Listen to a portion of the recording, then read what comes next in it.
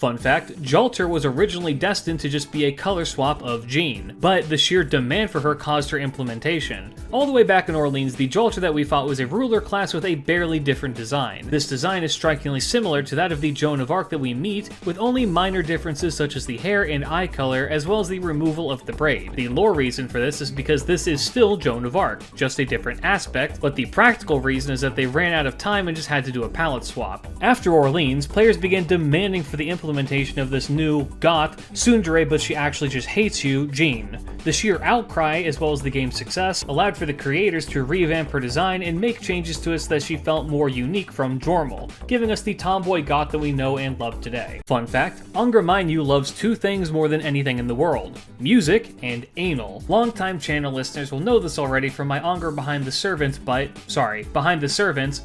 Angra was quite fond of catching while someone else was pitching. We learned this from the Legend of Tamuris, where a man tricks Angra Mainyu and uses him as a horse to ride and circle around the world. However, the man is in turn tricked by Angra and swallowed whole. The man's brother wishes to get the body back, and so seeks the advice of a sage who tells him how to capture the demon. The man lures Angra in with music, causing the spirit to dance, and then seduces him, making Angra present himself. The man then sticks his entire arm into Angra's winking cyclops to pull his brother's corpse out before fleeing. This act also gave the man's arm leprosy, which was eventually cured by ox urine. Fun fact, you could become a part of Iskander's Noble Phantasm. Ryder's Noble Phantasm, Ionian Hetairoi, allows for him to summon forth a battlefield in the form of a desert, and as many soldiers as are willing to answer his call who have either fought under him or have made a pledge to him. Though I do not believe it is fully confirmed, it can be assumed that this Noble Phantasm can collect spirits of those who have made pledges to Iskander even after his time, as a popular fan theory believes that once Waver dies, he too can be called upon. As such, it is possible for you to join him. Of course, this is where the word could comes into play. In the modern era, should you want to join up with the big man after death, it can be assumed that you yourself have to be recognized by him. So to enter this Valhalla, you've got to do something to impress the king. Fun fact, Matt Mercer, the voice actor for Kiritsuga in the Fate Zero dub, considers it to be his favorite role. Mercer is a name that many of you are likely familiar with, being the voice of McCree from Overwatch, Levi from Attack on Titan, Law from One Piece, and a ton more. Yet, despite that, he claims that Kiritsuga, even today, is his favorite role. In fact, the relationship between Kiritsuga and his voice actors is even deeper than that. In the original Studio Dean Fate Stay Night, Kiritsuga utters the famous line, "The moon is beautiful tonight," before dying. His voice actor, Koyama Rikiya, was asked to do the line over and over again to his own confusion. It was only later that he learned the weight that that line held on the Fate story, and his performance netted him a job to reprise his role for Fate Zero. Fun fact, 100 Faces was actually going to have a much larger role in Fate Zero.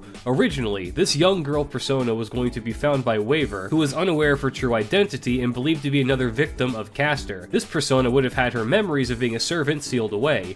Iskander would have seen through the ruse, but in true Iskander fashion, would keep quiet to allow Waver to save her. After being saved, this younger Hassan would have served as a mood lightener between heavy scenes and would have had some cute interactions with Waver. However, this would have to come to an end once 100 Personas and Iskander had to fight one another, having the persona regain her memories and purpose and tragically die with the rest of the 100 Personas. This would serve to harden the soft-hearted Waver. Fun fact? No, you don't get a fun fact, you get a depressing fact. Irisfeel, wife, mother, cutie, homunculus, expert driver, cup.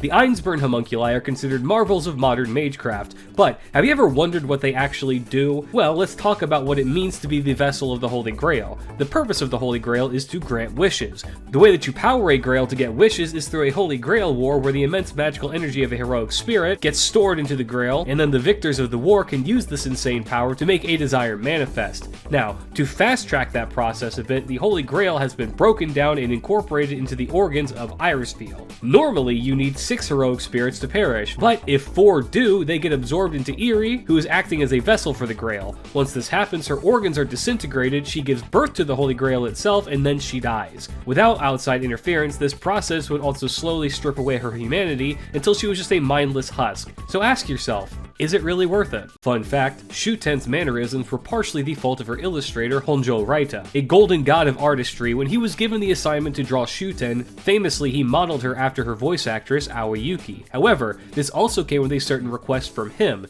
He wanted to be able to draw a Kyoto-accented girl who was lively but restrained. What this translated to for him was being able to draw her almost naked with a kimono. This is also in part because he wanted to incorporate a sense of banditry in her design, making her have a mishmash of exotic exotic things, eliciting a sense of Silk Road robbery. She dresses in fine silks, hoards jewelry, has plates of exotic fruits, and a mysteriously shaped sword that is ambiguously foreign. All of these decisions have led us to the ornate yet adorable ASMR Oni that we love today. Fun fact, there is a historical precedent for Sanzo appearing as a girl. Fate gets a bad rap for frequently gender-bending historical figures, and this is not entirely unwarranted. However, there are times when Fate is simply following the established trends. In Journey to the West, the main character, Sanzo, is described as a beautiful young boy. Additionally, Sanzo in the novel often finds himself in the role of the damsel in distress, adding a sense of what is classically considered to be femininity to a male character. To emulate this for theater, and eventually into film, oftentimes a woman would play the role of Sanzo. Fate also gets Sanzo's personality right, being overly trusting and naive to a fault,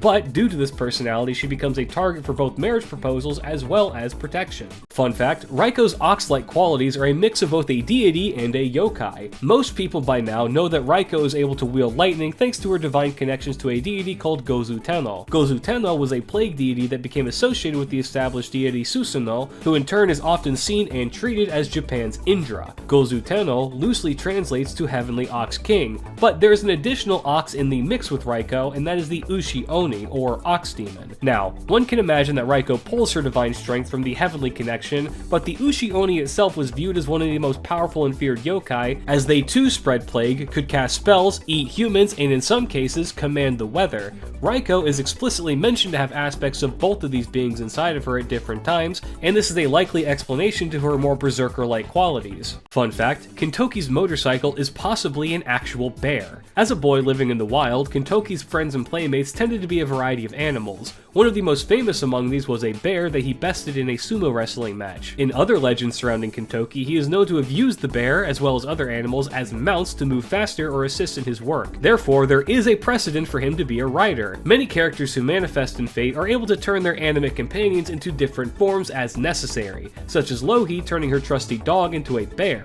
So, it's not outside of the realm of reason to assume that when Kintoki manifests, his strongest companion tagged along, but in a form that was more useful for the rider class. Fun fact, Ibaraki's initial design was meant to be more grotesque. There's a Japanese term called kimo kawaii, which roughly translates to gross cute. Think of something like a Furby or a pug. Ibaraki was originally going to be going for more of that kind of a vibe. While we don't know the exact design we would have received, we know that some of the carryovers from this were her overly long horns, her lack of eyebrows, and her more demonic hands and feet.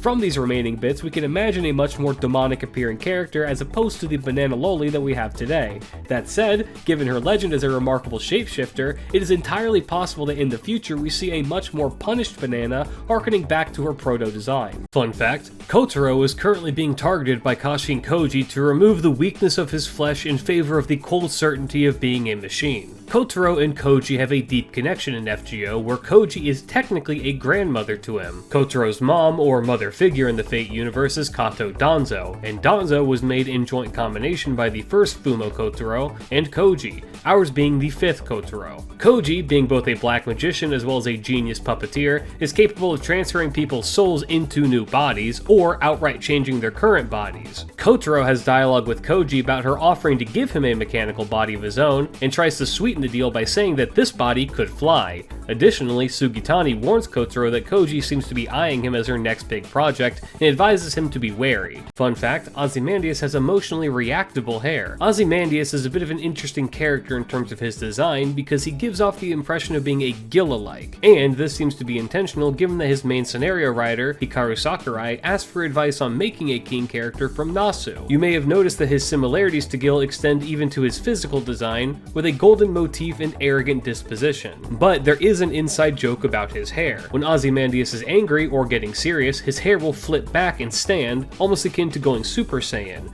But when he's more relaxed and simply existing, his hair returns to its natural descended form. Fun fact, Lancer Artoria was designed before her Alter counterpart. Artoria Lancer Alter released as a part of the London Singularity campaign in January of 2016. Meanwhile, the Lion King here would release during August of the same year. Despite this, the idea for Lancer Alteria existed beforehand, it was more or less reused and redone to create Lancer Alter. Despite calling her the Lion King, they are two different characters even with their designs, with the Lion King design design being a mishmash of her other 3 ascensions. Funny enough, the illustrator remarks that despite going for a Holy Knight approach, her reveal to have a massive rack is anything but. Also, she has an amazing line dedicated to Gareth, expressing how she wishes that she could grab her and pet her, but refrains from doing so because of the other Knights of the Round Table. Fun fact, Nitocris was initially destined to be a 3-star servant. During her development, the initial draft for her design was to make a tanned Egyptian beauty, which was very clearly delivered on. Her illustrator, Shima Udon, remarks that initially the design seemed to be pretty straightforward and filled with Egyptian imagery,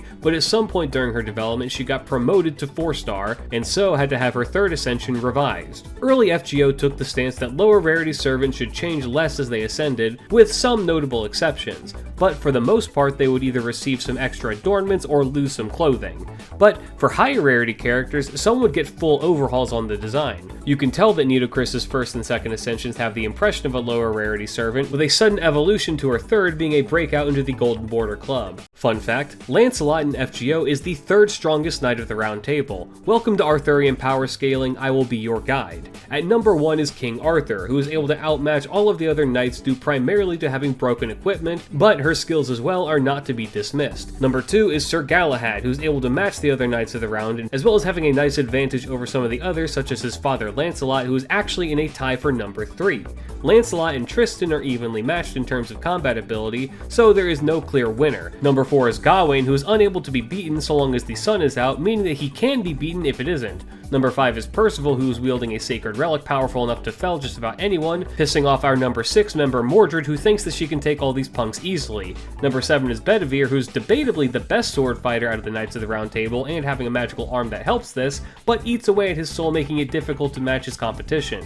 And last we have Gareth, who is still incredibly strong and theoretically would be the strongest knight if she wasn't murdered before her prime. Fun fact, the purple mark on Tristan's chest is actually poison. Something oft forgotten about the various Knights of the Round Table in FGO is that they are all considered absurdly strong. Tristan, for instance, is evenly matched against the likes of Lancelot, who many consider to be the strongest knight. But where differences in physical strength are generally irrelevant is in the great equalizer that is poisoning. The sources vary on how Tristan was officially killed, but both often have a touch of poison added. In one, he is stabbed with a lance tipped with a poison that can only be cured by the Queen of Cornwall, but because of a fit of jealousy by Isolde, he is permitted to die. In a separate telling, he is stabbed in the back with a poisoned dagger by King Mark whilst he was distracted playing the harp. Regardless, this poison is manifested as a permanent reminder of his own demise. Fun fact, Gawain is a natural older brother figure. This should go without saying to a degree because he is an actual older brother. But just because you have the job doesn't mean that you fit the role. But in his case, it is a perfect match.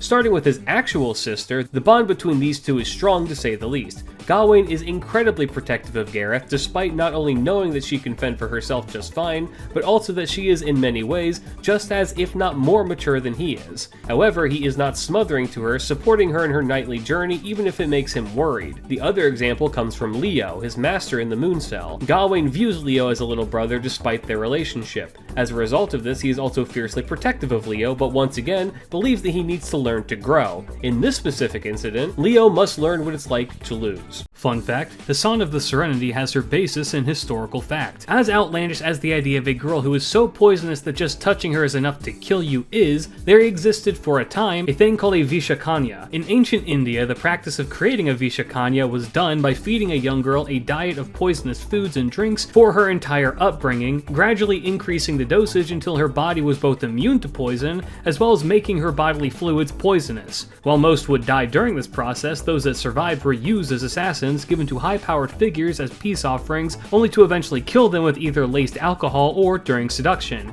It is for this reason as well that Serenity's kiss is so lethal. Fun fact, Bedivere should have the anti-giant trait as either a skill or as a part of his NP. The old Arthurian legends are really fun because the primary villains that they fight are simply giant versions of existing things, such as Torch Trith, the giant boar. But Bedivere in particular has a load of stories where he was a giant slayer. This is made most prominent in the Colewych and Olin epic. In this, Bedivere is the very first to come to the aid of Colewych in the attack of Isbabadon and the slaying of Wernich the Giant. He was also among those that helped to slay the aforementioned demon boar Torch Trith. On top of all of this, Bedivere is also frequently described as being among the most beautiful men alive, and one of the best swordsmen out of the entirety of the Round Table. Fun fact, we may see a saber Tawara Tota in the future. Anyone who has played FGO FGO for an extended period of time may have noticed that of the servants in Chaldea, Tota is one of the most highly valued and respected. If you're outside of the know in Japanese myth and history, you may wonder why that is. Tota, as an archer, is in the form and age when he slew the fearsome centipede demon, but his later life is equally as fantastical. Taira no Masakado led the first ever revolt against the Heian government and marched on Kyoto to take control. Needing a hero to save them, the government enlisted Tawara Tota and Taira no Satomori to take out Masakado. After 59 days of fighting, Tawara and Satomori managed to kill Masakado, quelling the uprising and restoring peace to Japan. For this, every Japanese servant reveres and respects the Lord of the Rice Bale. Fun fact, Da Vinci modeled a real-life automaton that theoretically could have walked and moved. A personal fascination of mine is with early robotics and the tales of artificers showcasing their creations to lords and kings. Da Vinci, genius that he was, managed to create what was called Leonardo's robot, which was a suit of armor that was capable of movement. Having modeled the creation off of human anatomy, it was made from a series of gears and pulleys inside of a metallic suit of armor. The original intent, as well as any blueprints for this creation, are unknown, but it can be assumed that it was made with the intent of showcasing what was possible with technology, or possibly acting as a manservant. Fun fact, Tamama was the very last character of the 3 playable characters of Extra to be picked and developed. This decision came from a comment made by Kazuya Nino, who remarked that he hoped that the last character would have fluffy ears. Nasu approved the idea and then gave the script for her to someone else because he didn't trust himself, fearing that he would make her too much of a jumbled mess. Instead, we got a jumbled mess. The good wife aspirant who is a walking tragedy yet seeks love and affection, Tamamo no Mai. As she is incredibly loyal to her partner despite her murderous tendencies, she will strike down anyone who may attempt to take you from her or her from you, which is in part why she manifests with an anti-male damage modifier on her NP in her Lancer form. Fun fact, Artoria's noble phantasm, Excalibur Vivian, has a level of mythological truth to it. While I am in no way suggesting that at some point the historical King Arthur donned a swimsuit and used a water gun that shot lasers, there is no sources to say that he didn't, but there are sources to indicate that his connection to water are rather strong. The naming of the noble phantasm, Excalibur Vivian, calls upon the name of the Lady of the Lake, Vivian. Vivian is in some tellings of the myth the one who gives Arthur Excalibur rather than Merlin. She is also the one who Excalibur must be returned to at the end of nearly every telling of the Arthurian myth. As such, there's a precedent for her to be extremely powerful, thus assisting FGO's Artoria seems only par for the course. Fun fact, Marie Antoinette has a secret list of people who she invites to have tea with. Most of the people on this list make sense as they were close to her in life, but there are a few that are much more unusual. The list is Daon, Martha, Mozart, Sanson, Salieri, Abigail, and Abigail Santa. Now, Daon, Mozart, Sanson, and Salieri all make sense, given that they make up the Marie Antoinette fan club and either knew her personally in life or lived around the same time. Martha is certainly an interesting addition, if for no other reason than the fact that despite everything, she is a saint. Martha's personality as well seems to be not the best mix with Marie's, but this could instead be early game rider solidarity. Then there's the really odd one out, Abby. But not her swimsuit form, just Abby and Santa Abby. She sticks out like a sore thumb, having no connection to the French crown outside of a possible shared hatred for the British. Fun fact, Anne and Mary are planning to blind and murder Blackbeard. During the summertime, the pirates themselves don new clothing and prepare to take in the summer rays. To them, this is primarily a show for the Master of Chaldea, but unfortunately it is impossible to have only one set of eyes be drawn to you. On this list of looky-loos is Blackbeard, who seems to be ogling them both. As a result, they have a voice line discussing how if they were to kill him and dump his body in the ocean, no one would be able to find it, and then they'd be off scot-free. Additionally, there's a quote that they share about blinding him just for the summer months, both to protect themselves and others. This is ironic given that despite their hatred for him, they do spend time with him because of their shared occupations as pirates. The other known ogler is Mordred, who is specifically staring at Anne with envy in her eyes. Fun fact, Mordred's surfboard is actually a boat. The surfboard that Summer Mordred skirts around on is none other than the very boat used to ferry her father away to Avalon. Ironically enough, Prydwen is barely present in the most famous telling of the Arthurian myth, the Death of Arthur, being relegated to the much more archaic Welsh version. The boat itself has magical powers likely due to a translation error, as Prydwen with an I was the same name of a shield ascribed to Arthur, while the boat was Prydwen with a Y. This has come to mean that the boat itself could become a shield. Additional fun fact, if you ask Summer Mordred what she likes, she responds with this.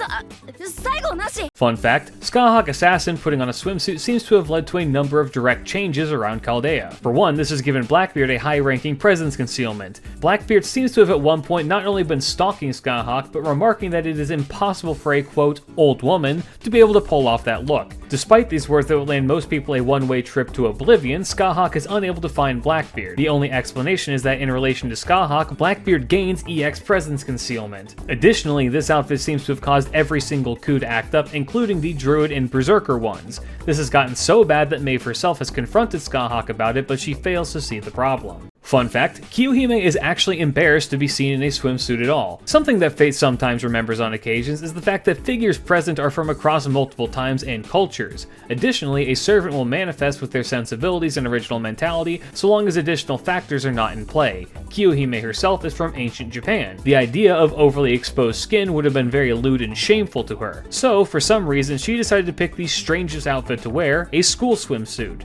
After this first ascension though, she does seem to cover herself up more, adding layers to herself to possibly hide her embarrassment at wearing this type of clothing. Ironically, she feels no such embarrassment about writing a love-death letter in the sand for the Master of Chaldea to find. Fun fact, St. Martha's Jacob's Limbs is one of the most powerful skills in existence in terms of lore. This is a martial art originated by the Abrahamic Jacob and passed down to Moses and eventually passed down to Martha. Now, why this is so powerful is because in its description, this is a martial art that is able to best an archangel, and specifically lists the angel Camael. Archangels are second only to the big man himself in terms of biblical power scaling, and Camael is the archangel of strength, courage, and war. If we are to operate under the assumption that Martha herself has mastered this martial art, then in theory, if she were to simply punch you, you would pop like a balloon. Fun fact, Ilia's cheerful type mystic code, Ruby, actually may appear in a physical form in the future. The rendition of Ilia that we summon to Chaldea is different from the one in Fate Stay Night who does appear in FGO as Shitonai.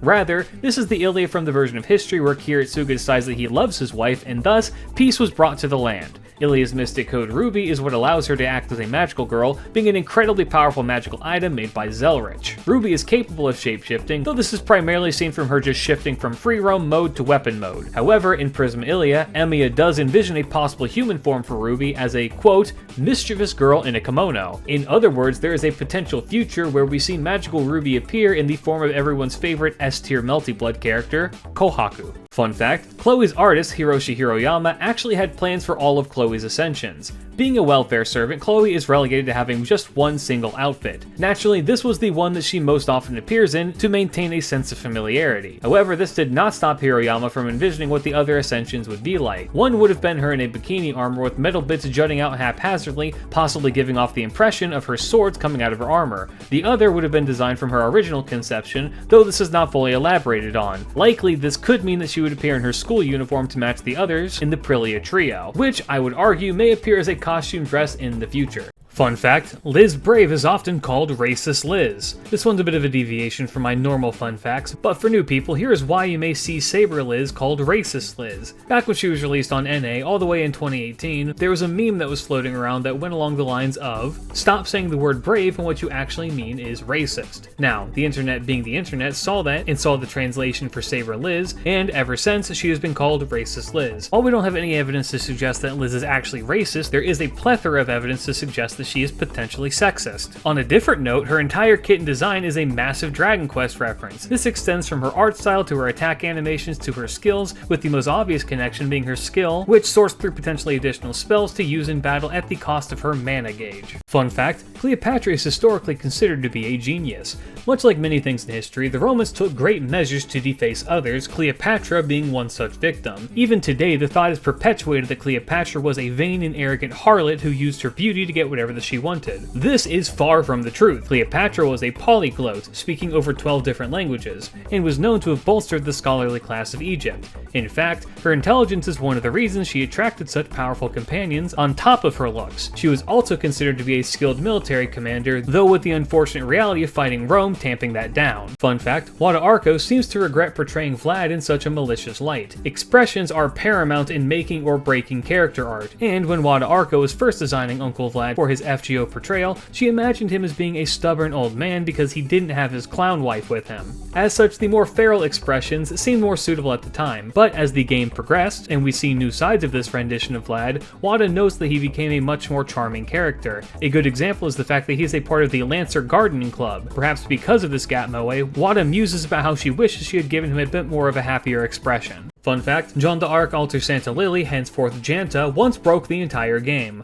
Long ago, during the rerun of the second Christmas event, a miracle happened. The maintenance grew 3 sizes that day and caused everyone on the server to lose their much treasured login streak. This is one of only a handful of times that the FGO server has been offline for long enough to warrant a reset of the login streaks. This is primarily blamed on what is affectionately referred to as the spaghetti coding of the game, which dictates that if just one thing is amiss, it can take down the entire game. We saw a similar thing happen with the Tunguska Ivan raid. So, here's hoping that with the 10th anniversary, we avoid future long Jantas by seeing an overhaul of the game. Fun fact, Ishtar was once on the receiving end of one of the most hellacious burns ever given to a god straight to their face. In Mesopotamian myth, Ishtar was known for her short temper, immense power, and multiple doomed lovers. At one point, she set her sights on none other than Gilgamesh and proposed to marry him. In response, Gil composed a song describing how much of a whore she was, and when she continued to pester him, he recounted the tale of Ishulana, a gardener who had given her fresh fruits, but even as she tried to seduce him, he would reject her. However, after she pressured him more and more, he gave in and lay with her, and once she was no longer interested, she turned him into a toad to live in his garden. This is finalized by Gilgamesh questioning the goddess as to why he would have a different fate. It's from this rejection that Ishtar was so offended that she brought upon the Gugalana incident. Fun fact, Enkidu is modeled after a woman. The historical Enkidu is one that is significantly more monstrous than the one that we see in-game. In history, Enkidu appeared more closely to the traditional depictions of Keranos, being a horned bestial hairy man.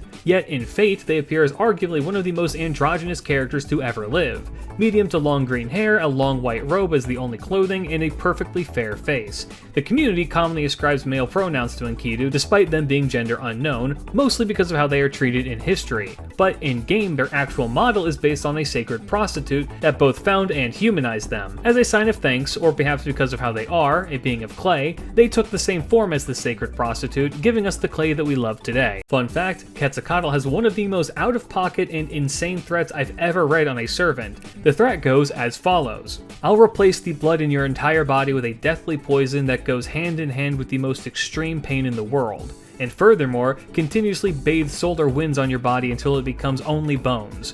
After that, I'll affix your soul to them so that they'll live as a skeleton as well, before making you do 10,000 years of laboring underground in the underworld. Here's the kicker. We don't fully know who this threat is being made to. This line was translated from the FGO material books, and the listed character appears to be redacted. The only servant that I can think of that she may hate to this degree is either Tez or Jaguar Man, but even then, that's a bit too far. So, you tell me, who is at the receiving end of this fate worse than hell? Fun fact, Caster Gilgamesh appears to be in possession of the Tablets of Destiny. These tablets are a key aspect of the Mesopotamian creation myth, being an all-powerful MacGuffin that affords their owner divine strength. These were originally in the possession of Tiamat and given to her consort Kingu in order to fill him with might. However, the tablets themselves would eventually be stolen away by the deity Marduk and used against Tiamat and Kingu in their final fight. After this, the tablets remain as an important relic. Gilgamesh being in possession of these tablets during the 7th Singularity allows him to be viewed as fulfilling Marduk's role in the original fight against Tiamat, while affording him the same immense might. Fun fact, the weapon that little Medusa wields is none other than the very same one used to kill her in life. This sword, called Harp, was the sword wielded by the hero Perseus on his quest to kill the fearsome Gorgon. While the sword, which appears more like a scythe, is not very practical to use, it does come with one outstanding quality. It is capable of bypassing the longevity of immortals and can wound and kill them. Medusa manifests with it likely due to her connection to Perseus, as well as her mission to slay an immortal, namely Gorgon. It isn't fully explained as to why it manifests in this new shape over its traditional one, but regardless, its strength is nothing to scoff at. Fun fact, Gorgon is the original mother of monsters. Popular Greek mythological thought would put Echidna in this spot, given that Echidna has this title. However, before there was Echidna, there was her grandmother, Gorgon. When Gorgon was killed, she had 2 children, the famous winged horse Pegasus and the less well-known monstrous Chrysaor. Chrysaor would go on to have several equally monstrous children, notably Echidna, who would be the eventual mate of the monster even the gods feared, Typhoon. What this means is that whenever Typhoon is inevitably added to FGO, there is a non-zero possibility that she will refer to Medusa as Grandma. Fun fact, despite being a pseudo-servant, it is heavily implied that this is just Taiga with a bit of memory loss. It is a secret to absolutely no one that the servant Jaguar Man acts, talks like, and operates nearly identical to her vessel with just a bit more crazy dashed on top. But this means that she herself actively recognizes and wants to interact with the other FSN-related pseudo-servants. For instance, she realizes that she knows the vessels from Muramasa and Parvati, as well as recognizing Archer, but mostly just looks on lost in thought, possibly trying to parse out where she knows them from. The one exception to this is Ilya, a character that she has a weirdly close relationship to, who she appears to want to tease relentlessly. Fun fact, Merlin was sealed away in a tree for being too horny. One may ask yourself the question as to what happened to Merlin after the death of Arthur. He was one of the most powerful beings in the Arthurian myth, but just up and vanishes at one point. The story differs from telling to telling, but it generally goes that Merlin, a known horn dog, attempts to seduce a female student of his. Sometimes this is Morgan, sometimes this is Vivian, sometimes it's someone else. Regardless of who it is, the wizard is rebuffed, and when he doesn't relent on his advances, he is met with entrapment. This also varies from story to story, sometimes being sealed away in a tree and other times under a rock where only his voice can come through. The moral of this is that you shouldn't try to seduce your students, and so now you have to uninstall Blue Archive. Fun fact, Miyamoto Musashi is currently the most likely candidate for being the Grand Saber. Qualifications for the Grand classes in general are difficult as is and often have restrictions placed onto who can actually hold that title. For example, the Grand Caster has to have an EX Clairvoyance to qualify. We don't know the full qualifying factors of the Grand Saber, though it is floated that it has to be someone who has held Excalibur. Obviously, Musashi has not had that honor, but fate being fate is a story built upon breaking the rules. As such, the appearance of Musashi wielding some form of sacred relic akin to Excalibur, perhaps one found during dimension hopping, could qualify for this title. This is factoring in that it has been stated that Artoria herself will likely not appear as the Grand, but as also stated, fate rarely sticks to its own rules, so Old Man Grand Saber Musashi is my pick. Fun fact, King Hassan once captured an entire fortress with nothing but leather. In life, Gramps was considered to be a genius, both scientifically as well as militarily. In one instance, there was a fortress that he wanted to take control of, but its positioning made attacking it head-on and unlikely to succeed. Instead, he made a wager with the occupants. He claimed that he could surround the entire fortress with just a buffalo hide, to which the occupants claimed was impossible. He then got them to agree that if he could do it, they would give him control of the building.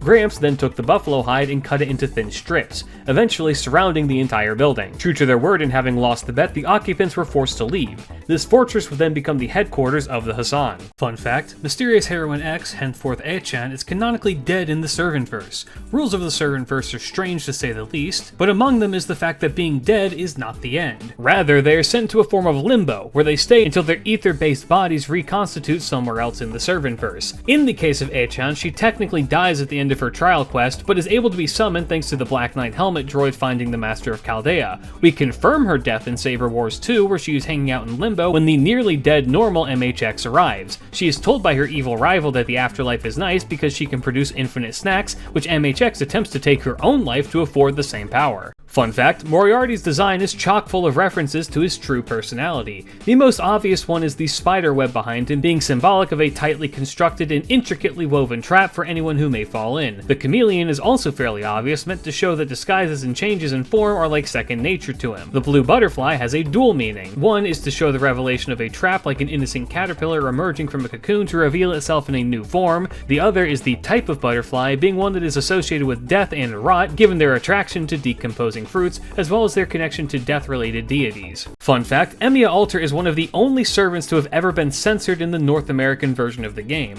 On his release in JP, Emiya Alter was met with mixed reception. Emiya, a fan favorite to the game, was taken and turned into a wholly different character, one whose actions in life led him down a path where he himself became altered, having deviated from his original goal. It is not uncommon at all for alters to see a change in both skin tone and apparel to reflect their new state.